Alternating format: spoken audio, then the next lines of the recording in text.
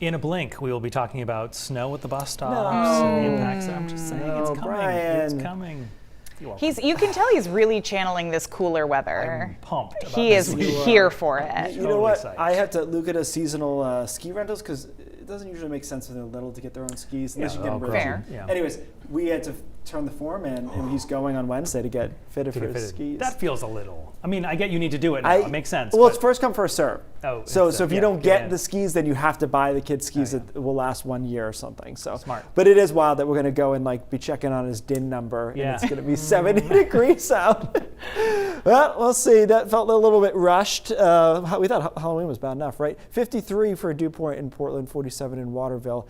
Dew points are low, and the reason I'm showing you that, you obviously know that going outside, it's because it's going to allow temperatures to drop down more tonight. So that's why we have a frost advisory in effect across northern Maine, northern Oxford County, and northern New Hampshire too.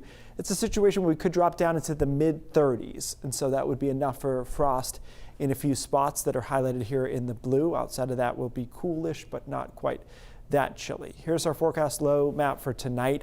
Knocked those temperatures down a few from the last time I showed it to you because I thought they were a little bit too warm maybe.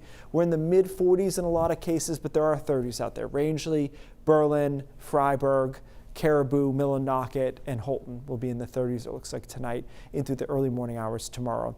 Tomorrow turns out to be a really nice day. Obviously, we start off crisp though, right? Starting in the 40s or 30s, depending on your location, but it's a nice bright day, and temperatures are actually a little bit warmer than today because I think it's more consistently sunny.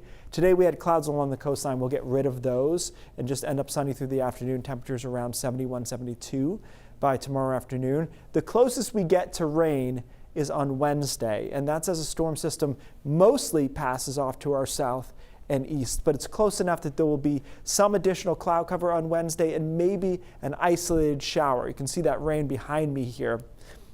My guess is that most of us will stay dry. The vast majority of us will stay dry.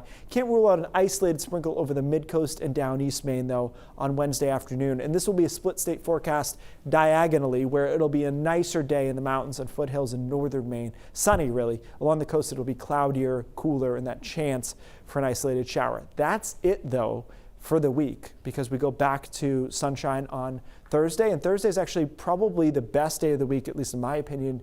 Gets to around 80 degrees. We keep it mostly sunny, and dew points remain low. If you like it fallish, then pick any of the other days. They'll be like that, but this one will be one of the warmer ones this week. Nothing really going on. High pressure in place. There's that low that misses us to our south and east on Wednesday.